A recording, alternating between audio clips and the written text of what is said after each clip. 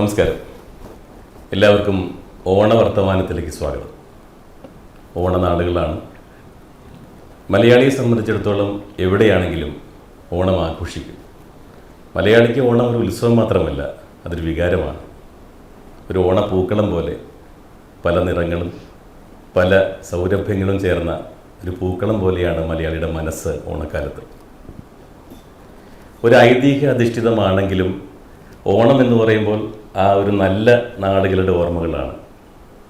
മുതിർന്നവർക്ക് കുട്ടിക്കാലത്തേക്കുള്ള ഒരു തിരിച്ചുപോക്ക്, പ്രവാസികൾക്ക് അതുപോലെ തന്നെ അവരുടെ നാട്ടിലെ നല്ല ഓർമ്മകളിലേക്കുള്ള തിരിച്ചുപോക്ക്. അപ്പോൾ ഇന്നത്തെ ഓണവർത്തമാനത്തിൽ ഈ നല്ല ഓണക്കാലത്ത് നമ്മളോട് ഓണവർത്തമാനത്തിൽ വർത്തമാനം പറയാനായിട്ട് ഇന്ന് മലയാളത്തിൻ്റെ കലാലോകത്തെ താര ദമ്പതികളുണ്ട്. നമുക്ക് അവരുമായിട്ട് കുറച്ച് സമയം ഓണവർത്തമാനത്തിലൂടെ സല്ലപിക്കാം. സംവിധായകനും നിർമ്മാതാവും അഭിനേതാവുമായ ശ്രീകാന്ത് മുരളിയും അതുപോലെ തന്നെ പിന്നണി ഗാനരംഗത്തെ ശ്രദ്ധേയ സാന്നിധ്യമായ സംഗീത പ്രഭു അവതാരകയും കൂടിയാണ്. രണ്ടുപേരുമാണ് ഓണവർത്തമാനത്തിൽ നമ്മുടെ അതിഥികൾ. അപ്പോൾ നമുക്ക് അവരിലേക്ക് കിടക്കാം. നമസ്കാരം. സുഖമായിട്ടിരിക്കണല്ലേ? ഞാൻ നമുക്ക് ഒരു ഓണത്തിൻ്റെ ഒരു അന്തരീക്ഷം ഉണ്ടാക്കാനായിട്ട് ആദ്യം സംഗീതയുടെ ഒരു പാട്ടിൽ നിന്ന് തുടങ്ങാം. ഒരു ഓണത്തിൻ്റെ ഒരു അന്തരീക്ഷം കിട്ടും അല്ലേ? ഓണം എന്ന് പറയുമ്പോൾ തന്നെ എനിക്ക് തോന്നുന്നു ആദ്യത്തെ പാട്ട് എല്ലാവരുടെയും മനസ്സിൽ വരുന്ന ഒരു പാട്ടുണ്ട്. അതെന്നെ പാടാം. എൻ്റെ മനസ്സിൽ വന്നു. വന്നില്ലേ? തിരുവോണപ്പുലരിതൻ തിരുമുൽ കാഴ്ച വാങ്ങാൻ തിരുമുറ്റമണിഞ്ഞൊരുങ്ങി തിരുമേനി എഴുന്നള്ളും സമയമായി ഹൃദയങ്ങൾ അണിഞ്ഞൊരുങ്ങി ഒരുങ്ങി ഹൃദയങ്ങൾ അണിഞ്ഞൊരുങ്ങി. ഓണമായി ഹൃദയങ്ങള് അണിഞ്ഞൊരുങ്ങി. അപ്പൊ ഞാൻ ശ്രീകാന്തിലേക്ക് ഞാൻ ഒറ്റയാ. ശ്രീകാന്തിനെ സംബന്ധിച്ചിടത്തോളം എൻ്റെ ഒരു മനസ്സിലുള്ളത് അല്ലേ, ഒരു പ്രൊഫഷണൽ ലൈഫിൻ്റെ ഒരു സ്റ്റാർട്ടിങ് ആഡ് ഫിലിം മേക്കർ എന്ന രീതിയിലായിരുന്നു. അവിടുന്ന് വലിയ ക്യാൻവാസിലേക്ക് സിനിമയിലേക്ക് വന്നു സംവിധായകനായിട്ട്. ഇപ്പോൾ അഭിനയ രംഗത്ത് ഒരു വേറിട്ടൊരു സാന്നിധ്യം തന്നെയാണ്. ആ ഒരു നാൾ വഴികളെ കുറിച്ച് സിനിമ നമുക്ക് ആക്സസിബിൾ ആയിട്ടുള്ളൊരു കാലം ഇപ്പോഴാണ്. കഴിഞ്ഞ കുറച്ച് വർഷങ്ങളായിട്ടുള്ള സിനിമ നമ്മുടെ ഫിംഗർ ടിപ്പിലേക്ക് എത്തി. അതിനു മുമ്പ് സിനിമയും വെള്ളത്തിലേക്ക് ഒത്തിരി ദൂരെയാണ്. അപ്പം ആ ഒരു ഫാസിനേഷൻ ആണ് സിനിമയിലേക്ക് അടുപ്പിക്കുക. ആ ഒരു അകലം അതെല്ലാം അറിയുമ്പോൾ നമുക്കും ഉണ്ടായി എന്നുള്ളതാണ്. പിന്നെ ഒരു സിനിമ കണ്ടാൽ അടുത്ത സിനിമയ്ക്ക് ഈ പറയുന്ന ഓണത്തിനൊരു സിനിമ കണ്ടാൽ പിന്നെ ക്രിസ്മസിനാണ് ഒരു സിനിമ, അതും അച്ഛനും അമ്മയ്ക്ക് അനുവദിച്ചാലാണ്. പിന്നെയുള്ളത് വിഷുവിനാണ് സിനിമ. സ്കൂൾ അടയ്ക്കുമ്പോൾ ചിലപ്പോൾ ഒരു പക്ഷേ സിനിമ കാണാൻ പോകാൻ പറ്റും. പക്ഷെ അത് 2 ആഴ്ച ഏപ്രിൽ 14 പ്രത്യേക സാഹചര്യത്തിൽ വിഷു വരിക അല്ലെ? വിഷു ഏറ്റവും കൂടുതലുള്ള ഏപ്രിൽ 14 ഏപ്രിൽ 14 അല്ലെങ്കിൽ 16. അപ്പോൾ 2 ആഴ്ച കഴിഞ്ഞാൽ സിനിമ കാണാമല്ലോ എന്നുള്ളതുകൊണ്ട് പലപ്പോഴും ഈ സ്കൂൾ അടയ്ക്കുമ്പോൾ ഉടനെയുള്ള സിനിമ കാണാനും പറ്റില്ല. അപ്പോൾ ഒരു സിനിമ കഴിഞ്ഞാൽ അടുത്ത സിനിമയ്ക്ക് ഈ 3 മാസം ഗ്യാപ്പുണ്ട്. ഈ 3 മാസം ഗ്യാപ്പിൽ നമ്മളിപ്പോൾ കണ്ട സിനിമയുടെ പല പല വേർഷൻസ് ആലോചിക്കുക, കൂട്ടുകാരോടത് പറയുക. ഈ ഒരു സിനിമയുള്ളൂ നമുക്ക്. അപ്പൊ അങ്ങനെ അതാണ് ശരിക്കും കുട്ടിക്കാലത്ത് കൂടുതലും നടന്നത്, സിനിമ കഥ പറയൽ. പിന്നെ ഫിലിം സൊസൈറ്റിയിലെ സിനിമകൾ കാണുന്ന ശീലം ഉണ്ടായിരുന്നു. ജോർജ് സാറിൻ്റെ സിനിമ, സ്വപ്നാടനം പോലുള്ള സിനിമകളൊക്കെ 78-79 സീരിയസ് എന്ന് വെച്ചാൽ ഞാൻ ശ്രദ്ധിക്കാറുണ്ടായിരുന്നു. ഈ സീരിയസ് എന്നൊക്കെ ഉള്ളതൊക്കെ നമുക്ക് വളരെ വലിയ ഇഷ്ടമായിരുന്നു. പിന്നെ ഓപ്പോൾ എന്ന് പറയുന്ന സിനിമ, ഓപ്പോൾ കണ്ടുപിടിച്ച് നമ്മൾ സിനിമയാണ് നമ്മുടെ പരിപാടി എന്ന് തോന്നിയിരുന്നു മനസ്സിൽ. പക്ഷെ അന്നത്തെ സാഹചര്യത്തിൽ വേണമെന്ന് അറിയാലോ, നമുക്ക് ഇതൊന്നും വീട്ടിൽ പറയാവുന്നൊരു സാഹചര്യമല്ല. പിന്നീട് പുസ്തകങ്ങൾ വായനയും നാട്ടിലേക്ക് പോയി. ഞാൻ 5ാം ക്ലാസ് കഴിഞ്ഞപ്പോൾ 5ാം ക്ലാസ് വരെ ഇതിലെ പഠിച്ചു. 5ാം ക്ലാസ് കഴിയുമ്പോൾ നാട്ടിലേക്ക് പോയപ്പോൾ നാട്ടിൽ മൊത്തം മ്യൂസിക്കും ഡാൻസും കഥകളിയും ആയിട്ടുള്ള ആംബിയൻസ് ആയിരുന്നു. അങ്ങനെ പല പല ഫാക്ടേഴ്സ് നമ്മൾ പോലും അറിയാതെ ഈ ലിറ്ററേച്ചറിലേക്കും താളത്തിലേക്കും രാഗത്തിലേക്കും സാഹിത്യത്തിലേക്കും ഒക്കെ ഡാൻസിലേക്കൊക്കെ നമ്മൾ അറിയാതെ തന്നെ നമ്മളിലേക്ക് എത്തുകയാണ്. അപ്പോൾ അതൊക്കെയാണ് പിന്നീട് ഈ ഒരു സിനിമാക്കാരനാണെന്നുള്ള ആഗ്രഹത്തിൻ്റെ അതിന് വളം കിട്ടാന്ന് പറയുന്നത് അതായിരുന്നു ശരിക്കും സാഹചര്യം. പിന്നെ എന്താ പറയുക, എല്ലാവരെയും പോലെ തന്നെ നമ്മളും പല രീതിയിൽ ശ്രമിക്കണം എന്ന് ആഗ്രഹിച്ചു. ഇന്നെന്നുള്ള ഇപ്പൊ നമ്മൾ എം ജി റോഡിലേക്ക് ഇറങ്ങിയാൽ ഒരു 2-3 സംവിധായകരെ കാണാൻ ഒരു ബുദ്ധിമുട്ടില്ല. അങ്ങനെ ആയിരുന്നില്ല. ജോർജ് സാറിൻ്റെ അടുത്ത് എഴുതയച്ച് ജോർജ് സാറിനെ കണ്ടു. സാറിൻ്റെ സിനിമയിൽ ഒരു 25 ദിവസം പോയി കൂടെ നിന്നു. 16 88. അപ്പോൾ നമ്മൾ തീരുമാനിച്ചു സിനിമയാണ് നമ്മുടെ പരിപാടി എന്ന്. കാരണം നമ്മുടെ അച്ഛനോടും അമ്മയോട് പറയുകയും ചെയ്തു. പക്ഷെ അവർക്ക് ഇല്ല, അതായിരുന്നു നമ്മുടെ ഏറ്റവും വലിയ ധൈര്യം. അവർക്ക് നമ്മൾ എന്ത് പറഞ്ഞാലും നമ്മളെ വലിയ വിശ്വാസമാണ് അവർക്ക്. ഇപ്പോഴും അങ്ങനെയാണ്. ദെൻ ഡിഗ്രി കഴിഞ്ഞിട്ട് ഞാൻ ശിവപ്രസാദ് സാറിനോട് വർക്ക് ചെയ്യുന്നു. അപ്പോൾ അദ്ദേഹം TV പ്രൈവറ്റ് ചാനൽ തുടങ്ങുന്നുണ്ട് 92-ൽ, ഒരു സ്വകാര്യ ചാനൽ 92-ൽ തുടങ്ങുന്നത്. അപ്പോൾ അതിൻ്റെ ഭാഗമാവുന്നു നമ്മൾ പുറത്തുനിന്ന് അത് ആ ഒരു സീരീസിന് അവർക്ക് വേണ്ടി ചെയ്തൊരു വർക്കിൻ്റെ കൂടെ നമ്മൾ നിൽക്കുന്നു. പിന്നീട് അത് കഴിഞ്ഞ് നമ്മൾ സ്വയം ചില സംഭവങ്ങൾ ട്രൈ ചെയ്യുന്നു. പിന്നെ എൻ്റെ ഏട്ടൻ പറഞ്ഞിട്ട്, സുധീരേട്ടൻ പറഞ്ഞിട്ട് ഞാൻ എം ജി ശ്രീകുമാർ സാറിനെ കാണാൻ പോകുന്നു. എം ജി ശ്രീകുമാർ സാറിനെ പ്രിയദർശൻ സാറിലേക്ക് എത്തിക്കുന്നു. അപ്പോഴേക്കും പിന്നെ നമുക്ക് സിനിമയാണ് നമ്മുടെ പരിപാടി. അങ്ങനെ കുറേ വർഷം 13 പടങ്ങൾ വർക്ക് ചെയ്തു. ഇടയ്ക്ക് ഒരു പ്രൈവറ്റ് ചാനൽ വീണ്ടും തുടങ്ങും, കൈരളി തുടങ്ങും, കൈരളി ജോയിൻ ചെയ്യുന്നു, വീണ്ടും തിരിച്ചു ചെല്ലുന്നു. ആ സമയത്ത് ഇവിടെ ഈ 87-ലാണ് ഇവിടെ ദൂരദർശൻ മലയാളം ചാനൽ. അതുപോലെ ഈ 92-ൽ വന്നതിന് ശേഷം ഇവിടെ പരസ്യ കമ്പനികൾ ഉണ്ടാകുന്നു. അപ്പോൾ അതൊക്കെ റിലീസിങ് സെന്ററുകൾ മാത്രമാണെന്ന് അറിയുന്നു. നമ്മൾ അറിയുന്നു. നമുക്കൊരു പ്രൊഡക്ഷൻ ഹൗസ് തുടങ്ങാൻ പ്ലാൻ ചെയ്യുന്നു. 98-ൽ പ്രൊഡക്ഷൻ ഹൗസ് തുടങ്ങുന്നു. അങ്ങനെ അല്ല, ആദ്യം ഡിജിറ്റൽ 8. അപ്പൊ അതിലെ പിന്നെ ഗ്രേ മാറ്റർ.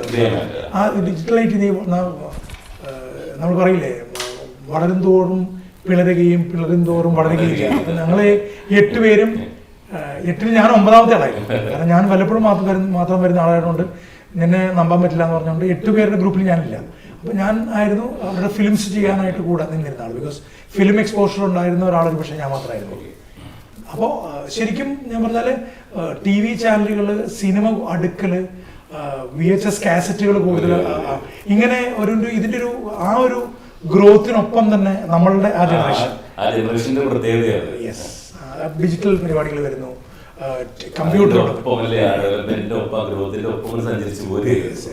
അതായിരുന്നു അതിൻ്റെ. അപ്പം ഞാൻ പറഞ്ഞ പോലെ നമ്മൾ ഒത്തിരി ദൂരെ കണ്ടിരുന്ന സ്ക്രീൻ, നമ്മൾ സ്റ്റുഡിയോയിൽ പോകുന്നു, സ്റ്റുഡിയോയിൽ ഡബിങ് കാണുന്നു, ദെൻ എഡിറ്റിങ്ങിന് പാർട്ടിസിപ്പേറ്റ് ചെയ്യുന്നു. നമ്മുടെ ഇതിലേക്ക് N. ഗോപാലകൃഷ്ണൻ, പ്രിയൻ സാറിൻ്റെ ഗുരുസ്ഥാനിയായ ഗോപാലകൃഷ്ണൻ സാറ് നമ്മുടെ കയ്യിലേക്ക് ഫിലിം റീലുകൾ നമുക്ക് കയ്യിൽ പിടിക്കാനായിട്ട് തരുന്നു. അതിനുശേഷം അത് മാറി ഡിജിറ്റൽ ഫോർമാറ്റിലേക്ക് മാറുന്നു. വലിയൊരു എഡിറ്റിംഗ് റൂം എന്നുള്ളത് മാറിയിട്ട് ചെറിയൊരു മുറിയിലെ ടേബിൾ ടോപ്പിലേക്ക് ഇത് മാറുന്നു. അങ്ങനെ അത് ഇപ്പോഴും തുടർന്നുകൊണ്ടിരിക്കുകയാണ്. ഇപ്പൊ നമ്മൾ 4K റെസൊല്യൂഷനിൽ നമുക്ക് മൊബൈലിൽ ഷൂട്ട് ചെയ്യാം. നമുക്ക് തന്നെ അറിയാം, ക്യാമറകൾ മാറി ഇപ്പൊ എല്ലാവരും ഐഫോണിലേക്കൊക്കെ നമ്മളിപ്പോ അവിടെ എത്തി. ഒരുപാട് വലിയ സ്ഥാപനങ്ങളുടെ ആഡുകൾ ചെയ്തിട്ടുണ്ട്. വലിയ സ്ഥാപനങ്ങൾ ഈ ആഡിന്റെ പ്രത്യേകത ഒരു മാക്സിമം ഒരു 60 സെക്കൻഡ്സ്, ഒരു 60 സെക്കൻഡ്സിൽ കൺവിൻസ്ഡ് ആണ് രജിസ്റ്റർ ചെയ്യണം. അതൊരു അതെ, അത് പരസ്യങ്ങളുടെയും സിനിമകളുടെയും ഏറ്റവും പ്രധാനപ്പെട്ട വ്യത്യാസം എന്ന് പറയുന്നത് എക്യുപ്മെന്റ്സ് മാത്രമാണ് ഒരുപോലെ എന്ന് വേണമെങ്കിൽ പറയാം. ഇപ്പം അഡ്വർടൈസ്മെന്റ്സ് ആണെങ്കിൽ സൂം ലെൻസിംഗ് വരെ ഇപ്പോൾ വ്യത്യാസപ്പെടുന്നുണ്ട്. അതിന്റെ സൗകര്യങ്ങൾ അനുസരിച്ച് അഡ്വർടൈസ്മെന്റ് ഏത് രീതി VFX-ന്റെ സപ്പോർട്ട് കൂടുതൽ വേണം. അത് അഡ്വർടൈസ്മെന്റിന് കൃത്യമായൊരു പ്രോഡക്റ്റോ ഒരു കൃത്യമായൊരു പദ്ധതിയോ നമുക്ക് മുമ്പിലുണ്ട്. മീഡിയ പ്ലാനിങ്ങിന്റെ ആൾക്കാർ നേരത്തെ പ്ലാൻ ചെയ്ത് ഇതാണ് നമുക്ക് ഈ രീതിയിലാണ് കമ്മ്യൂണിക്കേറ്റ് ചെയ്യേണ്ടത്, ഇതാണ് നമ്മുടെ ടാർഗറ്റ് ഓഡിയൻസ് എന്നൊക്കെ പറയുന്ന ഒരു സ്റ്റഡി കഴിഞ്ഞതിന് ശേഷമാണ് നമ്മൾ ഫിലിം മേക്കേഴ്സ് അങ്ങോട്ട് എൻ്റർ ആവുക. സിനിമ അതല്ലല്ലോ, മറ്റത് കുപ്പിയിൽ എണ്ണയുണ്ട്, എണ്ണ വിറ്റാൽ മതി. ഇവിടെ പക്ഷെ നമ്മളുടെ മനസ്സിൽ ഐഡിയ ഉള്ളൂ. യെസ്, അതൊരു ഇൻട്രസ്റ്റിംഗ് പരിപാടിയാണ്. ഈ നേരത്തെ വേണുജി സൂചിപ്പിച്ചതുപോലെ 20 സെക്കൻഡ് 30 സെക്കൻഡ് അല്ലെങ്കിൽ 1 മിനിറ്റിൽ നിന്ന് ഒരു 2 hours. സംഗീത ശ്രീകാന്തിന്റെ ആ ഒരു റൂട്ട് പറയായിരുന്നു. അപ്പൊ സംഗീതയ്ക്ക് ശരിക്കും ഞാനൊന്ന് ചോദിച്ചോട്ടെ, ഈ ശ്രീകാന്തിലെ സംവിധായകനെയാണോ അഭിനേതാവിനെയാണോ കൂടുതലായിട്ട് താല്പര്യം? രണ്ടും ഇഷ്ടമാണ്. രണ്ടും ഓണത്തിന് സമ്മാനം. അതെ, രണ്ടും ഈക്വലി ക്രിയേറ്റീവായിട്ട് ചെയ്യുന്ന കാര്യങ്ങളല്ലേ. അപ്പോൾ അത് മാത്രമല്ല, ശ്രീനാഥേട്ടൻ ഒരു ട്രെയിൻഡ് കഥകളി ആർട്ടിസ്റ്റാണ്. പിന്നെ അങ്ങനെ പല പല മേഖലകളിൽ അഭിനയം ഉണ്ടല്ലോ അല്ലേ ഉള്ളിൽ. അഭിനയത്തിൽ നിന്നാണ് അഭിനയമാണ് മനസ്സിൽ ആദ്യം വന്നത്, പിന്നീടാണ് ഡയറക്ഷനിലേക്ക് വന്നത്, അഭിനയത്തിലേക്ക് തന്നെ.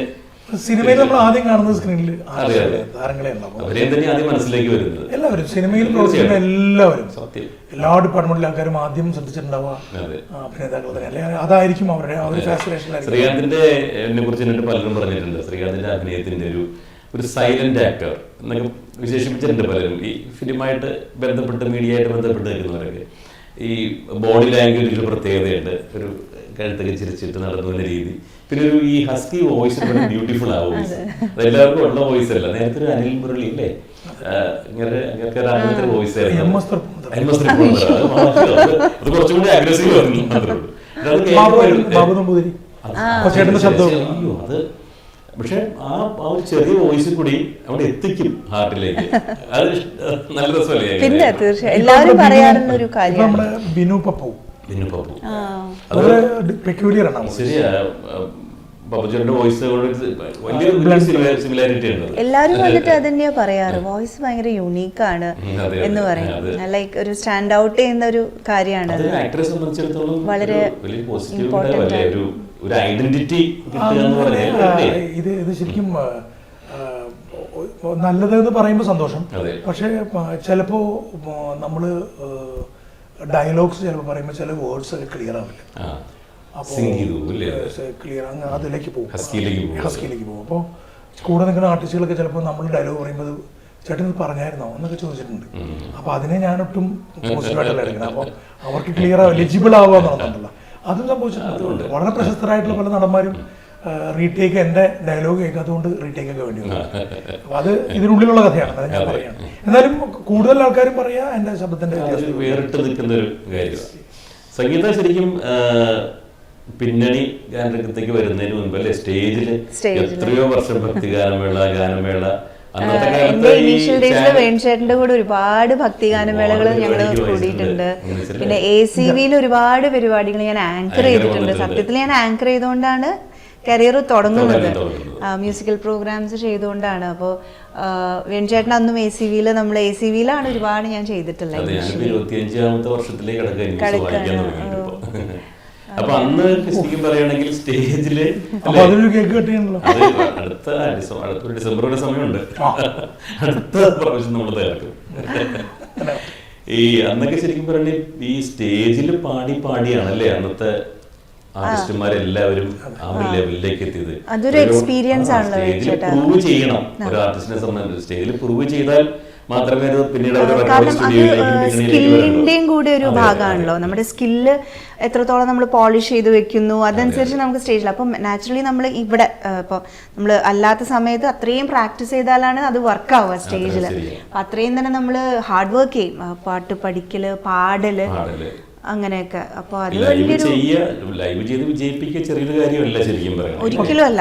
ഓഡിയൻസിന്റെ പൾസ് അറിഞ്ഞിട്ട് നമ്മള് പാട്ടുകള് അവർക്ക് കേറ്റർ ചെയ്യുക എന്നുള്ളത് വലിയൊരു. അവിടെ വേറൊരു പ്രധാനപ്പെട്ട പോയിന്റ് എനിക്ക് തോന്നിയിട്ടുള്ളത് പറഞ്ഞോട്ടെ, ഈ സ്റ്റേജിലെ ഒരു ലൈവ് പെർഫോമൻസും സ്റ്റുഡിയോക്കുള്ളിലെ ഒരു പുതിയ പാട്ടിന് ജന്മം കൊടുക്കലും തമ്മിൽ വലിയ വ്യത്യാസമുണ്ട്. രണ്ട് പരിപാടി തന്നെയാണ്. ബുദ്ധിമുട്ടുകളും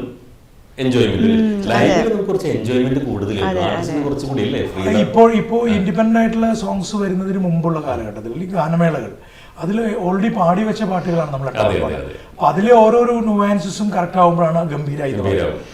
അതിനേക്കാൾ നന്നായി പാടിയാലും നന്നായി എന്ന് പറയാൻ കുറച്ച് ബുദ്ധിമുട്ടാണ്. കാരണം ഓൾറെഡി പാടി വെച്ചത് പ്രേക്ഷകർ കൈയടിച്ച് വെച്ചില്ല, അതിലേക്ക് എത്തിയോ എന്നുള്ളത് മാത്രമേ. അപ്പൊ തന്നെ സ്പോണ്ടേനിയസ് ആയിട്ട് കൈയടിയാണെങ്കിലും കൂലാണെങ്കിലും എല്ലാ സമയത്ത് കിട്ടുകയാണ്. അത് അപ്പൊ അവിടെ ലിമിറ്റ് ചെയ്യപ്പെടുന്നതാണ് എനിക്ക് തോന്നുന്നത്. ഒരു ക്രിയേറ്റീവ്, ഒരു മ്യൂസീഷ്യനെ, ഒരു പാട്ടുകാരിയുടെ കാലിബറിനെ ലിമിറ്റ് ചെയ്യുന്നുണ്ട്. ഇംപ്രവൈസേഷനെ കൊടുത്തു കഴിഞ്ഞാൽ പാട്ട് തെറ്റിച്ചു. മാസ്റ്റേഴ്സ് പാട്ടിൽ നമ്മൾ രണ്ടാമത് ഇംപ്രവൈസ് ചെയ്യാന്ന് പറയുന്നൊരു അത് രണ്ടു പക്ഷമുണ്ട്. ബട്ട് ഞാൻ അവിടെയാണ് എൻ്റെ ഒരു സൗന്ദര്യം എന്ന് പറയുന്നത് എനിക്ക് മനസ്സിലാക്കിയത്.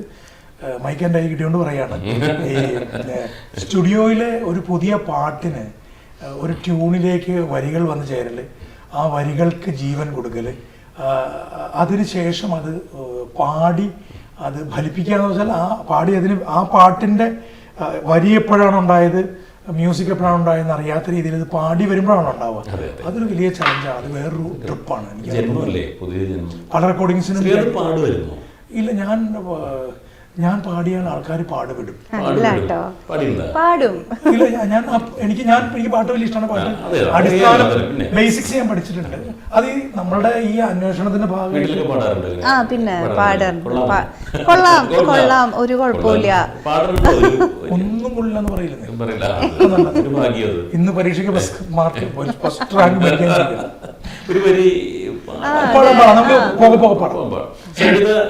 നമുക്കൊരു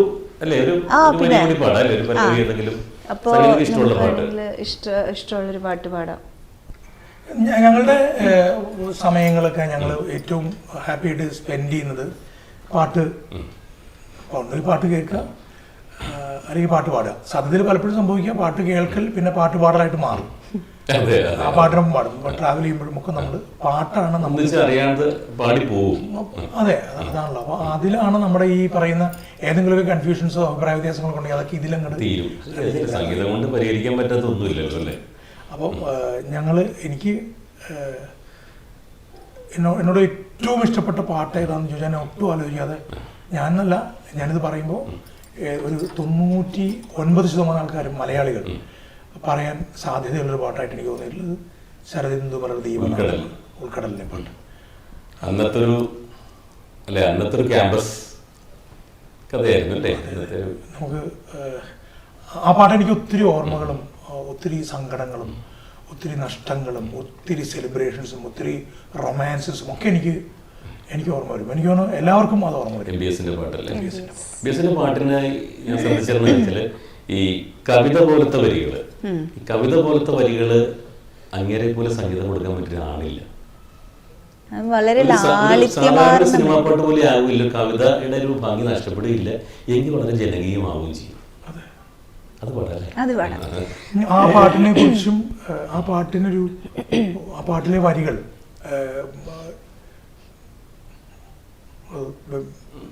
ടെലികാസ്റ്റ് ആ പാട്ടിലെ വരികൾക്കൊരു വല്ലാത്ത അതിൻ്റെ അർത്ഥങ്ങൾ നമ്മുടെ വല്ലാത്തൊരു മുകളിലേക്ക് കൊണ്ടുപോകും. നമ്മൾ വളരെ ഹാപ്പി ആയിട്ടിരിക്കുകയാണെങ്കിൽ നമ്മളതിനെ ഹാപ്പിനെസ്സിലേക്ക് കൊണ്ടുപോകാം. നമ്മൾ ഇതുവരെ കാണാത്ത കടവിലേക്കും അല്ല കരയിലേക്കും ഒക്കെ നമ്മൾ പോകുന്നത്. ഇതൊക്കെ നമ്മൾ പോസിറ്റീവായിട്ടിരിക്കുകയാണെങ്കിൽ നമുക്കത് ഏതോ വളരെ പോസിറ്റീവായിട്ട് ഇനിയും ഗംഭീരമായൊരു ഇടത്തേക്കാണ്. സങ്കടപ്പെട്ടിരിക്കുകയാണെങ്കിൽ നമുക്ക് നേരെ നെഗറ്റീവ് ആയിട്ടുണ്ടാവും. അപ്പോൾ ഈ അങ്ങനെ ഉള്ള പാട്ടുകൾ വളരെ അപൂർവമാണ്. അതുകൊണ്ട് തന്നെയാണ് എനിക്ക് ആ പാട്ട് ഏറ്റവും നമ്മുടെ മൂഡിനനുസരിച്ച് ആ പാട്ട് മാറും. മൊണാലിസയുടെ മുഖം, നമ്മുടെ നിലവിലുള്ള വികാരം അതിനെ ഒന്നൊന്ന് കത്തിച്ചുകൊണ്ടിരിക്കുമല്ലേ. മൊണാലിസയുടെ ചിരി പോലെ നമ്മുടെ മനസ്സിലെന്തോ അതാണ്. ഈ പാട്ടിന് മാത്രമാണ് പ്രത്യേകതയുള്ളത്. ആ പാട്ട് ഞാൻ സംഗീതം എപ്പോഴും പാടാൻ പറയാറുണ്ട്. ഇപ്പോഴും പാടാൻ പറഞ്ഞു. യെസ്, ജോയിൻ ചെയ്യണം. ഞാൻ ശ്രമിക്കും.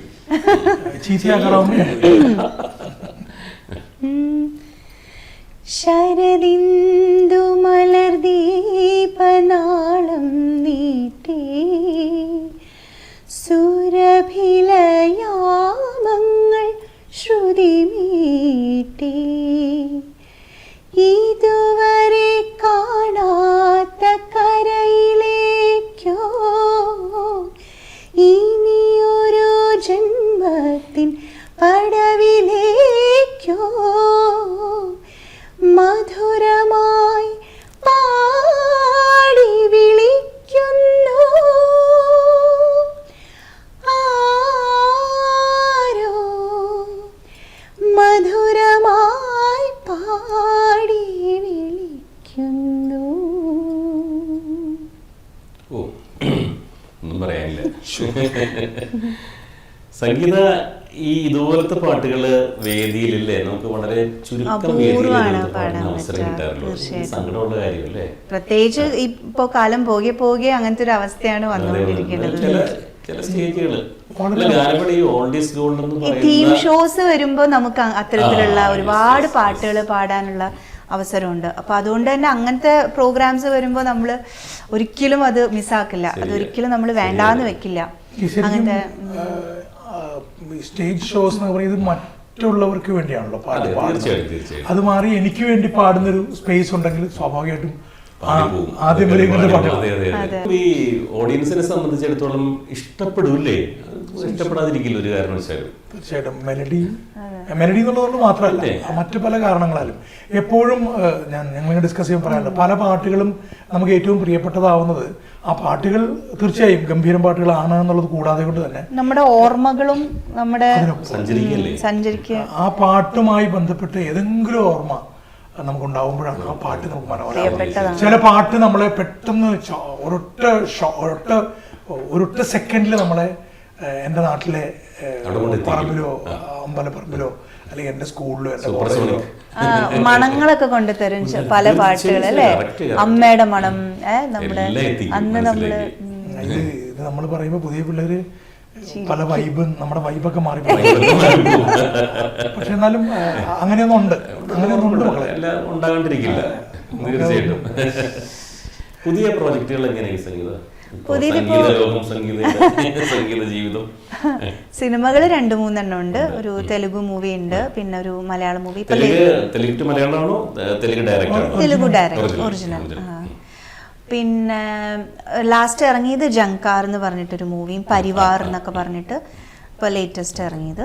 അങ്ങനെ പിന്നെ പല ഇൻഡിപെൻഡൻറ്റ് പ്രോജക്റ്റുകൾ പ്ലാൻ ചെയ്യുന്നുണ്ട്. ഇപ്പം എല്ലാം സിനിമ പാട്ടുകളുടെ പുറത്ത് എന്ത് നമുക്ക് ചെയ്യാൻ പറ്റും എന്നുള്ള ഒരു ഇതാണല്ലോ ഇപ്പം നടന്നുകൊണ്ടിരിക്കുന്നത്. സിനിമ പാട്ടുകളിലേക്ക് ഒതുങ്ങുന്നതല്ല ഇപ്പോഴത്തെ സംഗീത ലോകം എന്ന് പറയുന്നത്. അപ്പോൾ അത് ഇനിയും സ്പ്രെഡ് ആവട്ടെ എന്നാണ് ഞങ്ങളൊക്കെ ആഗ്രഹിക്കുന്നത്. അപ്പോൾ അതെ തീർച്ചയായിട്ടും അത്തരത്തിലുള്ള കുറച്ച് പ്രോജക്റ്റുകൾ, നല്ല പ്രോജക്റ്റുകൾ വെയിറ്റ് ചെയ്യുന്നുണ്ട്. എല്ലാവരും അത് ഇറങ്ങുമ്പോൾ എല്ലാവരും സപ്പോർട്ട് ചെയ്യണം.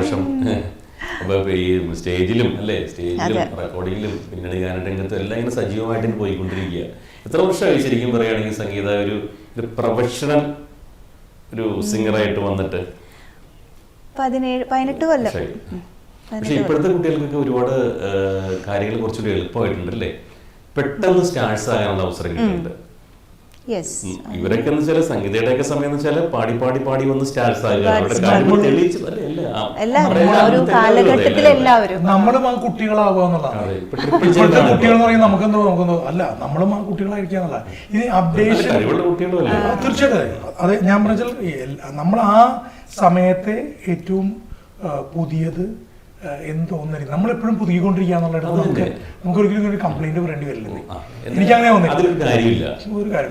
നമ്മളതിന്റെ ഒപ്പം ഒഴുകുക. ഇപ്പം സംഗീതം തന്നെ പറഞ്ഞു, ആ തിരിച്ചറിവ് തന്നെ വലിയ കാര്യമാണ്. ഞാൻ എപ്പോഴും സന്തോഷിക്കാറുണ്ട് അത് കേൾക്കുമ്പോൾ. അതായത് ഗാനമേള നമ്മൾ തുടങ്ങി വെച്ചത് അവിടെ നിന്നാണ്. ഗാനമേളയിൽ വലിയ മാസ്റ്റേഴ്സ് ആയിട്ടുള്ള ആൾക്കാർ ചെയ്തിട്ടുള്ള കോമ്പോസിഷൻസ് പാടി നമ്മൾ തുടങ്ങി. നമ്മളൊരു സ്റ്റേജിൽ അത് മാറി. ഇപ്പം ബാൻഡുകളുണ്ട്, ഇൻഡിപെൻഡന്റ് ആയിട്ടുള്ള മ്യൂസിക് ഉണ്ട്, പ്ലാറ്റ്ഫോമുകൾ പലതുണ്ട്. സിനിമയിൽ മാത്രം ഒതുങ്ങി നിൽക്കുന്നില്ല, മ്യൂസിക് എന്നല്ല ഒന്നിൽ മാത്രം നിൽക്കുന്നില്ല. അതിനൊക്കെ അപ്പുറത്തേക്ക് എല്ലാവർക്കും ഏത് വേദിയിലും എന്തും പറയാം. പറയാൻ വിഷയം ഉണ്ടായാൽ മതി, അത് ഇൻട്രസ്റ്റിംഗ് ആണെങ്കിൽ കേൾക്കാൻ ആൾക്കാരുണ്ട്. അപ്പം അങ്ങനെയുള്ളൊരു സ്പേസിൽ നമ്മൾ ഒന്നായി മാത്രം നിൽക്കാണ്ട് നമുക്ക് ഈ ഓപ്പർച്യൂണിറ്റി ഏത് രീതിയിലുള്ള കഴിവിന്റെ ലിമിറ്റേഷൻസ് എല്ലാം വെച്ചുകൊണ്ട് ഏത് രീതിയിലുള്ള കഴിവുള്ളവർക്കും ഇപ്പോ സ്പേസ് ഉണ്ട്. അത് ചെറിയ കാര്യമല്ല. ഇപ്പൊ ശ്രീകാന്ത് പറഞ്ഞ പോലെ എല്ലാത്തിലും, രാഷ്ട്രീയത്തിലും സംഗീതത്തിലും എല്ലാത്തിലും മാറ്റങ്ങൾ വന്നുകൊണ്ടിരിക്കുക. മാറ്റത്തിനനുസരിച്ച് പോയേ പറ്റുള്ളൂ. മാറി നിൽക്കൽ എളുപ്പമാണ്. നമ്മൾ കുറ്റം പറഞ്ഞു അപ്പൊ എപ്പോഴും ഞാൻ പറഞ്ഞുകൊണ്ടിരിക്കാറുള്ളതാണ്, വീണ്ടും ഇപ്പോഴും പറയാണ്, ഈ ലോകം അങ്ങനെ ഫാസ്റ്റ് ആയിട്ട് മുമ്പോട്ട് പോയിട്ടുണ്ട്. അപ്പൊ പിന്നോട്ടാവാൻ നമ്മൾ പുറകോട്ട് നടക്കൊന്നുമല്ല, അല്ലെ ചില കാരണവന്മാര് പറയും പോലെ അന്ന് അങ്ങനെയല്ലായിരുന്നു, ഇന്നിങ്ങനെയാണ്, അങ്ങനെ അത് പറഞ്ഞിട്ട് കാര്യമില്ല. അങ്ങോട്ട് ചെല്ലുക. ഈ പഴയ എസ്പെഷ്യലി നമ്മളിങ്ങനെ കറണ്ട് സിറ്റുവേഷനിൽ പഴയ കഥകൾ പറഞ്ഞു ഊറ്റം കൊള്ളുന്നതിനേക്കാൾ ഒരിക്കലും ഞാൻ അതിനെ കുറിച്ച് കാണുന്നില്ല. പഴയ ഓർമ്മകൾ വേണം. നമ്മൾ എവിടെ നിന്ന് വന്ന റൂട്ടൊക്കെ നമുക്ക് അറിയണം. അന്ന് അങ്ങനെയായിരുന്നു സംഭവിച്ചിരുന്നത്. ഓക്കെ, അതുമാത്രം ആണ് നമ്മൾ പറഞ്ഞുകൊണ്ടിരിക്കുകയാണെങ്കിൽ നമുക്ക് ഇപ്പൊ ചെയ്യാനുള്ള കുറെ കാര്യങ്ങളുണ്ട്. നമ്മളത് മറന്നു. ഞാൻ എപ്പോഴും പറയും, ഇപ്പൊ ഞങ്ങൾ രണ്ടാളും അങ്ങോട്ടും ഇങ്ങോട്ടും ഞങ്ങൾ തിരുത്താറുണ്ട്.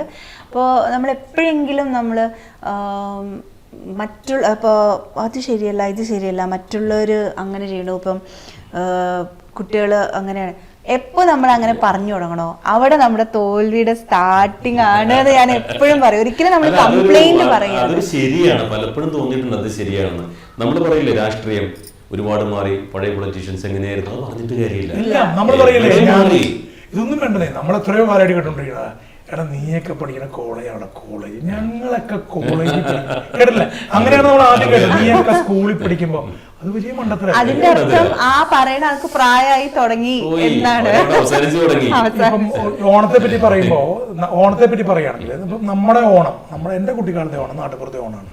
ഓക്കെ, സംഗീതയുടെ കുട്ടിക്കാലത്തെ ഓണം സംഗീതയ്ക്ക് എൻ്റെ ജീവിതത്തിലേക്ക് വന്നതിന് ശേഷമാണ്, അല്ലെങ്കിൽ ഞാൻ സംഗീതയുടെ ജീവിതത്തിലേക്ക് എത്തിയതിനു ശേഷമാണ് ഓണം എന്താണെന്ന് പോലും സംഗീത, അതായത് നമ്മുടെ നാട്ടിലെ കേരളത്തിലെ ഓണം, അല്ലെങ്കിൽ സംഗീതയ്ക്ക് റിക്രിയേഷൻ ക്ലബ്ബും അവിടെ നടക്കുന്ന പൂക്കളങ്ങളും അവിടുത്തെ പാർട്ടിസിപ്പേറ്റ് ചെയ്യാറുണ്ട്, മ്യൂസിക് കോമ്പറ്റീഷൻ. അപ്പൊ ഓണം തന്നെ വ്യത്യാസമുണ്ട്. അപ്പൊ നമ്മള് മാക്സിമം അതിനെ ഫ്രഷ് ആക്കി വെക്കുക എന്ന് പറയില്ലേ, നമ്മുടെ മനസ്സിനെ അതുപോലെ ഫ്രഷ് ആക്കി വെച്ചാൽ എന്നും ഓണമായിരിക്കും. ശരിയാ. എനിക്കും ഈ പറഞ്ഞ പോലെ ഞാൻ കാക്കനാട് ജനിച്ചു വളർന്നതാ. അപ്പൊ എനിക്ക് കാക്കനാട് എന്ന് പറഞ്ഞാൽ അസൽ ഗ്രാമം, ആ ഗ്രാമത്തിലെ ഓണം കണ്ടു. ഇപ്പൊ കാക്കനാട് സ്മാർട്ട് സിറ്റി, സ്മാർട്ട് സിറ്റിയിലെ ഓണം കണ്ടുകൊണ്ടിരിക്കുക. ഇതൊരു പുതുക്കലാണ്. നമ്മളിപ്പം ഒരു പുഴ പോലെ ആവുക എന്ന് പറയില്ല, നമ്മള് പുഴ എപ്പോഴും പുതിയതാണ്, പുഴ ഒഴുകിക്കൊണ്ടേയിരിക്കും.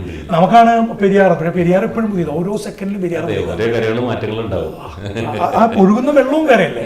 അപ്പം പുഴ സെക്കൻഡ്സും മാറിയില്ല. അപ്പൊ പുഴ എന്നും പുതിയത്, നമ്മളും അതുപോലെ പുതുക്കിക്കൊണ്ടിരുന്നാല് ഓണം പുതിയതാവും. ഓണം മാത്രമല്ല, നമ്മളെപ്പോഴും ഓണായിട്ടിരിക്കുന്നത്, നമ്മൾ ഓണായിരിക്കും. അപ്പൊ അതിനാണ് പലപ്പോഴും മടി. പക്ഷെ അറ്റ് ദ സെയിം ടൈം ഇതുപോലുള്ള ഫെസ്റ്റിവൽസ് ഒക്കെ വരുമ്പോൾ നമുക്ക് നമ്മുടെ കുട്ടിക്കാലം ഓർക്കാം. നേരത്തെ പറഞ്ഞ പോലെ അങ്ങ് പറഞ്ഞു തുടങ്ങിയെടുത്ത് ഞാൻ അതായത് നമ്മുടെ കുട്ടിക്കാലം ഓർമ്മ വരും, അങ്ങനെ റൂട്ട്സ് നമുക്ക് ഓർമ്മ വരും. ഞാനിപ്പോൾ എൻ്റെ നാട്ടിലേക്ക് പോവുക ചെയ്യാം, നമ്മുടെ നാട്ടിലേക്ക് ഞാൻ സംഗീതം വരും. അപ്പോൾ അവിടെ നമുക്ക് എല്ലാം ഉണ്ട്. ഇപ്പോൾ അങ്ങോട്ട് ചെന്നാൽ ഇപ്പോൾ വേണുജിപ്പം നമുക്ക് എല്ലാവർക്കും ഒരുമിച്ച് എൻ്റെ നാട്ടിലേക്ക് പോയാൽ അവിടെ പൂക്കളമുണ്ട്, അവിടെ ഓണത്തപ്പനുണ്ട്, ഊഞ്ഞാലുണ്ട്, തലമപ്പന്ത് കളിക്കാൻ ആൾക്കാരുണ്ട്, വലിയ പറമ്പ് ഇതിനു വേണ്ടി തന്നെ ഒഴിച്ചിട്ട് എനിക്ക് ഇനി അവിടെ കൃഷിയുള്ളൂ. അപ്പോൾ ഓണം കഴിഞ്ഞിട്ടേ നമ്മളവിടെ എന്തെങ്കിലും വാഴ വയ്ക്കാനൊക്കെ പോകുള്ളൂ. അത് ഓപ്പൺ ആക്കിയിട്ടിരിക്കുക. അവിട്ടം ചതയാ കഴിയുമ്പോഴാണ് നമ്മൾ ഇനി അവിടെ എന്തെങ്കിലും കിട്ടും. അപ്പൊ ഈ പറഞ്ഞ പോലെ എല്ലാവർക്കും ഈ ഓണം അല്ലേ, നമ്മള് മുതിർന്നുകൊണ്ടിരിക്കുമ്പോ ഓണം വരുമ്പോ നമ്മൾ കുറച്ച് പുറകോട്ട് പോകും, കുട്ടിക്കാലത്തേക്ക് തിരിച്ചു പോകും. അപ്പോ ശ്രീകാന്ത്, പ്രത്യേകിച്ച് ഈ കലാകാരന്മാർക്ക് ഓണ വിശേഷങ്ങളും അതിൽ ഓണ സ്മരണകളെ കുറിച്ച് കൂടുതലായിരിക്കും അല്ലേ. ആ ഒരു നാളുകള് കുട്ടിക്കാലത്തെ ഓണം ഞാൻ പറഞ്ഞല്ലോ, എനിക്കത് വളരെ അഭിമാനത്തോടെ പറയാൻ പറ്റും. ഇപ്പോഴും ആ ഓണം തന്നെയാണ് എൻ്റെ നാട്ടിലുള്ളത്. നമ്മൾ ഈ പറയുന്ന ഓണം അവിടെ ഇപ്പോഴും എല്ലാം ഉണ്ട് അവിടെ. എവറിങ്, ഓണപ്പുടവയും ഓണപ്പാട്ടും ഊഞ്ഞാലും പൂക്കളും നിറയെ കിട്ടുന്ന ഇപ്പോഴും അതുപോലെ. അത് നമ്മളത് മെയിൻറ്റെയിൻ ചെയ്യാൻ നമ്മുടെ തറവാട്ടിലെ അത് എനിക്കും എപ്പോഴും നന്ദിയോടെ പറയേണ്ടത് നമ്മുടെ കാർന്നമാര്, അച്ഛൻ വല്യച്ഛനും വല്യപ്പനും കാർന്നമാരൊക്കെ ഉണ്ട്. അച്ഛനും ഉള്ളപ്പോൾ ഫുൾ സ്വിങ്ങിലായിരുന്നു. തലമപ്പം ഉണ്ടാക്കി വെക്കലും നമ്മളെക്കാൾ ഉത്തരവാദിത്തോടു കൂടിയിട്ടാണ് അവർ ഓണത്തിനുവേണ്ടി പ്രിപ്പറേഷൻസ് ചെയ്യുക. പലപ്പോഴും നമ്മൾ പലയിടങ്ങളിലൊക്കെ ആയിരിക്കും. പിന്നെ ഈ സിനിമ അല്ലെങ്കിൽ നമ്മുടെ പ്രൊഫഷണലായിട്ട് പരിപാടിക്ക് വന്നപ്പോഴത്തേക്കും പലപ്പോഴും സെറ്റുകളിലായിരുന്നു ഓണം. എവിടെയാണോ അവിടെ ഓണം എന്നുള്ളതായിരിക്കായിരുന്നു. കഴിഞ്ഞ വർഷത്തെ ഓണം നരിവേട്ടയുടെ സെറ്റിലിരുന്നാണ് ഓണം ഉള്ളത്. തിരുവോണത്തിൻ്റെ അന്ന് ഞങ്ങൾ നമ്മുടെ ടോവിയും ഞങ്ങളൊക്കെ ഒരുമിച്ചിരുന്നാണ്, ആൻരാജും. എവിടെ ഉണ്ട് ഓണാഘോഷം, എവിടെ പോയാലും അവിടെ ഒരു വലിയ പന്തലിട്ട് നമ്മൾ ഗംഭീരമാണ് ഓണസദ്യ. കണ്ണൂർ അല്ല വയനാട്ടിലായിരുന്നു നമ്മൾ ഓണം ഉള്ളത്. പിന്നെ നമ്മളൊക്കെ ഈ ഓണത്തിൻ്റെ അകത്തല്ലേ, കേരളത്തിനുള്ളിലുള്ളത് കൊണ്ട് നമ്മൾ ഓണത്തിനെ എത്രമാത്രം ഗൗരവമായി കാണുന്നുണ്ട് വലിയ ചോദ്യമാണ്. നമ്മൾ ഈ പറച്ചിലൊക്കെ ഉള്ളൂ. നമുക്ക് എത്രമാത്രം കറക്റ്റ് ആ ഉത്രാടത്തിൻ്റെ അന്ന് ഉച്ചയ്ക്ക് ഊണ് കഴിക്കാൻ ചെല്ലും, തിരുവോണത്തിൻ്റെ അന്ന് കറക്റ്റ് 12:30 ഫസ്റ്റ് പന്തിക്ക് കൊണ്ടിട്ട് നമ്മൾ കൈ നിറച്ച് പോരും. അപ്പോൾ മറിച്ച് അതിലെനിക്ക് വലിയ സന്തോഷമുള്ളത് വിദേശീയരായിട്ടുള്ള, ഇപ്പം കേരളത്തിൽ നിന്ന് പുറത്തേക്ക് പോയിട്ടുള്ള, കേരളത്തിൽ നിന്ന് പുറത്തേക്ക്, ഇപ്പം ഔട്ട് ഓഫ് കേരള അല്ലെങ്കിൽ ഔട്ട് ഓഫ് ഇന്ത്യ, നമ്മൾ ദുബായിലോ അല്ലെങ്കിൽ മറ്റു രാജ്യങ്ങളിൽ സ്റ്റേറ്റ്സിലൊക്കെ പോയാൽ അവിടെയുള്ളവർക്ക് നൊസ്റ്റാൾജിയ കൂടും, ഗൃഹാതുരത്വം കൂടും. അപ്പം അതുകൊണ്ട് തന്നെ പലപ്പോഴും ഈ ഓണം സീസൺ കഴിഞ്ഞിട്ട് അവർക്ക് സൗകര്യമുള്ള വെള്ളിയാഴ്ചകളിലോ ശനിയാഴ്ചകളിലോ ഓണം, ശരിക്കും അങ്ങനെയുള്ള 1-2 ഓണങ്ങൾ കൂടിയിട്ടുണ്ട് മുൻപ്, ബഹ്റിനിലൊക്കെ കൂടിയിട്ടുണ്ട്. ഈ നമ്മുടെ നാട്ടിൽ കൂടിയ ഓണത്തെക്കാളൊക്കെ എത്ര മനോഹരമാണ് ഓണം. അപ്പം പ്രവാസികളായിട്ടുള്ളവരുടെ നമ്മളെക്കാൾ ആത്മാർത്ഥമായി ഓണത്തെ, ഞങ്ങളൊക്കെ ക്രിസ്മസ് വരെ ഓണ സെലിബ്രേഷൻ അവിടെ പ്രോഗ്രാമിന് പോകാറുണ്ട്. ജാതി മത വർഗ ഭേദമില്ല. ഈവൻ രാജ്യങ്ങൾ പോലും അവിടെ ദുബായിൽ UAE നമ്മൾ പോയാൽ അല്ലെങ്കിൽ അറേബ്യൻ കൺട്രീസിൽ നമ്മൾ പോയാൽ അവിടെയുള്ളവർ അറബികളും അവിടുത്തെ കോർപ്പറേറ്റ്സ് ആയിട്ടുള്ള ആൾക്കാരൊക്കെ നമ്മളുടെ അടുത്ത് വന്ന് അവർ ഹാപ്പി ഓണം എന്ന് പറയുകയും നമ്മുടെ കൂടെ പായസം കഴിക്കാൻ. എനിക്ക് വളരെ സംഗീതയ്ക്ക് കുറേ കൂടുതൽ അനുഭവങ്ങളുണ്ട്. എനിക്ക് 2-3 വട്ടം ഞാൻ ഇതുപോലെ പുറത്ത് ഓണം കൊണ്ടുവന്നിട്ടുണ്ട്. അപ്പോൾ അതിൽ നിന്ന് എനിക്ക് മനസ്സിലാവുന്നത് ഓണം അവിടെയാണ് ഓണം ഒരു തിരിച്ചുപോക്കിനെ കൂടുതൽ ഓണം നമ്മളെ സ്വയം തിരിച്ചറിയാനും ഈ നമ്മുടെ ഉള്ളിലാണ് ഓണം എന്ന് പറയുന്ന തിരിച്ചറിവാണ്. ഓണം നമ്മുടെ ഉള്ളിലാണ്. നമ്മൾ പുറത്ത് എത്ര സെലിബ്രേറ്റ് ചെയ്താലും നമ്മുടെ ഉള്ളിൽ ആ സന്തോഷവും ഈ സമഭാവനയൊക്കെ ഉണ്ടാവുക. അതാണല്ലോ ഈ തരത്തിലുള്ള ആഘോഷങ്ങളുടെ ഉദ്ദേശം. അതുകൂടി മുഴുവനാകുമ്പോഴാണ് ഈ കോണ്ടെക്സ്റ്റിൽ അത് പറയാൻ വളരെയധികം പ്രാധാന്യമുണ്ട്. നമ്മൾ കേൾക്കുന്നുണ്ട് പലയിടത്തും ഈ ഒരു ഇന്ന സമുദായത്തിൻ്റെത് മാത്രമായ ഉത്സവങ്ങൾ മറ്റാൾക്കാർ ആഘോഷിക്കേണ്ടതില്ല എന്നൊക്കെ പറയുമ്പോൾ ശരിക്കും തീർച്ചയായിട്ടും വിഷമം തോന്നും. പക്ഷെ അതിനൊരു ഒറ്റ ചോദ്യമുള്ളൂ, കഴിഞ്ഞ വർഷം വരെയോ എന്നൊരു ചോദ്യം ഈ പറയുന്ന ആളോട് ചോദിക്കുമ്പോൾ അതിനുള്ള ഉത്തരം അയാൾക്ക് തന്നെ കിട്ടട്ടെ എന്നുള്ള നമ്മുടെ പ്രാർത്ഥനകളൊക്കെ അതിനു വേണ്ടിയിട്ടാവുക എന്നുള്ളതാണ്. കാരണം ഇപ്പോൾ കാലം ഇത്രയും മാറി നമ്മൾ 21st സെഞ്ച്വറിയിലാണ് ജീവിക്കുന്നത്. ഈ തരത്തിലുള്ള ആഘോഷങ്ങളുടെ മുന്നേ അടിസ്ഥാനം നമുക്കറിയാം. നമ്മളൊക്കെ ഒരുമിച്ച് നിർത്താൻ വേണ്ടിയിട്ട് അന്നത്തെ കാലത്ത് വളരെ വൃത്തിയായിട്ട് ഡിസൈൻ ചെയ്തിട്ടുള്ള പരിപാടിയാണ്. ആ ഡിസൈനിനെ എങ്ങനെ ബഹുമാനിക്കാൻ കഴിഞ്ഞാൽ അപ്പോഴാണ് ശരിക്കും ഓണാവുക. അതിന് മാറ്റി ചിന്തിക്കേണ്ട കാര്യമൊന്നുമില്ല, ഒരു കാര്യമില്ല. പുതിയ പ്രോജക്റ്റുകളൊക്കെ അഭിനയത്തിലും സംവിധാനത്തിലും സംഗീത കുറച്ചു മുമ്പ് പറഞ്ഞ തെലുങ്ക് സംഗീത പാടിയ സിനിമയിലെ ഒരു ക്യാരക്ടർ, അത് ഞാൻ തെലുങ്ക് ഫിലിമിൽ ക്യാരക്ടർ ചെയ്തിട്ടുണ്ട്. ഞാൻ തന്നെ പിന്നെ ഒരു തമിഴ് ഹിന്ദി ഒരു പ്രോജക്റ്റ് ഉണ്ട്. മാധവൻ കങ്കണ റണൗത്തൊക്കെ തമിഴ് ഹിന്ദി നെറ്റ്ഫ്ലിക്സ് ഒറിജിനൽ ഫിലിമുണ്ട്. ഡയറക്ടർ എൽ വിജയ് ചെയ്തിട്ടുള്ള പ്രോജക്റ്റ് ഷൂട്ടെല്ലാം കഴിഞ്ഞു. പിന്നെ ഹാഫ് നെറ്റ്ഫ്ലിക്സ് ഹാഫ് റിലീസ് ആവുന്നുണ്ട്. കത്തനാർ റിലീസാവുന്നുണ്ട്. ദെൻ സലീം അഹമ്മദിന്റെ ഫിലിം റിലീസാവുന്നുണ്ട്. ഓസ്കാർ ഗോസ് ടു അണ്ടർദിന അത് റെഡി ആവുന്നുണ്ട്. പത്മകുമാർ, നമ്മുടെ ജോസഫ് പത്മകുമാറിന്റെ ഫിലിം റിലീസാവുന്നുണ്ട്. ഒരു കപ്പിൾ ഓഫ് പ്രോജക്ട്സ്, ഒരു 10-12 സിനിമ. റൈഡ്, സോറി അത് പറയാൻ മറന്നു, അത് വളരെ അടുത്ത് നിൽക്കുന്നുണ്ടാണ്. സെപ്റ്റംബർ 19 റിലീസ് വെച്ചിരുന്നത്. ഞങ്ങളെല്ലാം ഷെയർ ചെയ്യാം. നല്ല രസമുള്ള പരിപാടികൾ അങ്ങോട്ടും ഇങ്ങോട്ടും ആയാലും നമുക്ക് സ്വീകരിക്കാമല്ലോ. റൈഡ് എന്നൊരു പടം റിലീസ് ആവുന്നുണ്ട്. സംവിധാന സംരംഭങ്ങളുണ്ട്. അങ്ങനെ കൂടുതൽ ഇപ്പോ ആക്ടർ എന്നുള്ള രീതിയിലാണ് കൂടുതൽ സഞ്ചാരം അല്ലേ ഇപ്പൊ എനിക്ക് കിട്ടുന്ന അവസരം അതാണ്. അതുകൊണ്ട് അത് കളയേണ്ടെന്ന് വിചാരിച്ചു. നമുക്ക് കണ്ടുകൊണ്ടിരിക്കാമല്ലോ ആളെ, പല കഥാപാത്രങ്ങളിലൂടെ കണ്ടുകൊണ്ടിരിക്കാനുള്ള അവസരം നമുക്ക്. ഞാനൊരിക്കലും പ്രതീക്ഷിച്ചല്ല അങ്ങനെ ഒരു അവസരം കിട്ടുന്നത്.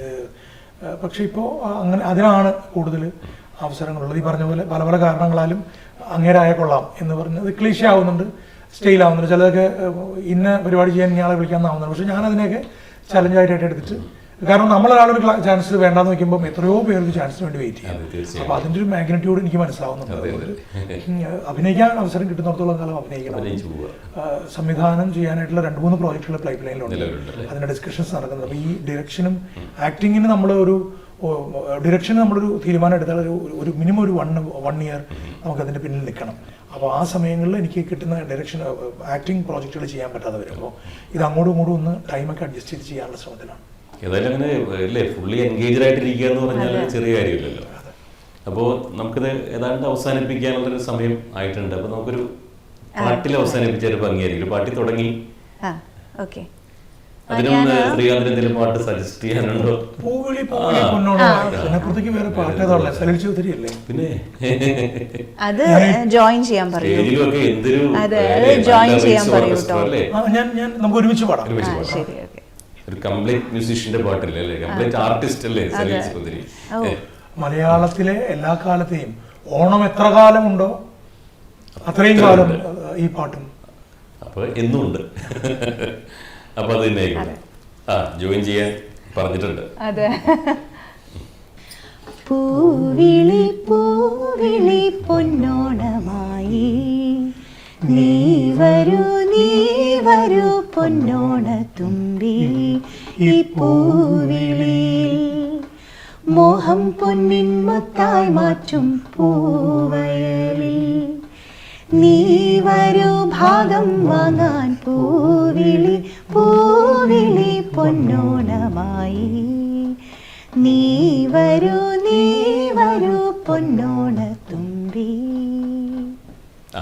കണ്ടോ, നന്നായിട്ട് പാടി. നന്നായിട്ട് പാടി അല്ലേ. ഓണം ഇങ്ങനെ നിൽക്കുക, നമ്മുടെ കയ്യിൽ നിൽക്കുക. ഈ പാട്ട് കേൾക്കുമ്പോ ഓണം എപ്പോഴും ഓണം അല്ലേ, എന്ന് ഈ പാട്ട് കേട്ടാൽ അപ്പൊ ഓണം. അപ്പോ നമുക്ക് ഇന്ന് ഓണവർത്തമാനത്തിൽ നമുക്ക് കിട്ടിയ അതിഥികൾ ശ്രീകാന്ത് മുരളി, സംവിധായകൻ, ആക്ടർ, സംഗീത പ്രഭു, ഗായിക, അവതാരക. അപ്പോൾ ഒരു താര ജോഡികളെ നമുക്ക് ലഭിച്ചു. അവരിലൂടെ ഈ ഓണവർത്തമാനം എന്ന പ്രോഗ്രാമിലൂടെ ഒരുപാട് നല്ല വർത്തമാനങ്ങൾ കേൾക്കാൻ നമുക്ക് സാധിച്ചു. അവരുടെ വിശേഷങ്ങൾ, കുടുംബവിശേഷങ്ങൾ, പ്രൊഫഷണൽ ജീവിതത്തിലെ വിശേഷങ്ങൾ, കുറച്ച് നല്ല പാട്ടുകൾ. ഒരുപാട് പാട്ടൊന്നും കേൾക്കാൻ പറ്റിയില്ല, സമയം കിട്ടിയില്ല. എങ്കിലും പാടിയ പാട്ടെല്ലാം മനോഹരമായ പാട്ടുകൾ നമുക്ക് കേൾക്കാൻ സാധിച്ചു. അപ്പോൾ ഇന്നത്തെ ഓണവർത്തമാനം അവസാനിക്കുകയാണ്. എല്ലാവർക്കും നമസ്കാരം. ഒരുപാട് സന്തോഷം. ഇനിയും വലിയ സന്തോഷം. ഈ കാലത്തും എങ്ങനെയൊക്കെയാണ് ഓണം ആഘോഷിക്കാൻ പറ്റുക അങ്ങനെ എല്ലാം ഓണം ആഘോഷിക്കാൻ സിനിമാക്കാരൻ എന്ന നിലയ്ക്ക് എല്ലാ സിനിമകളും പോയി കാണുക. ഒരു വട്ടമല്ല, 2 or 3 വട്ടം പോയി കാണാൻ മാത്രമല്ല. ലാൽ സാറിൻ്റെയും ലോകയും ഫഹദിൻ്റെയും മേനെ പ്യാക്കി അങ്ങനെ 3-4 പടങ്ങൾ ഇറങ്ങിയിട്ടുണ്ട്. അന്യഭാഷാ ചിത്രങ്ങൾ വരുന്നുണ്ട്. അപ്പോൾ അതെല്ലാം കണ്ട് ഓണം ഗംഭീരാക്കുക. എന്നും ഓണമായിരിക്കട്ടെ. Thank you.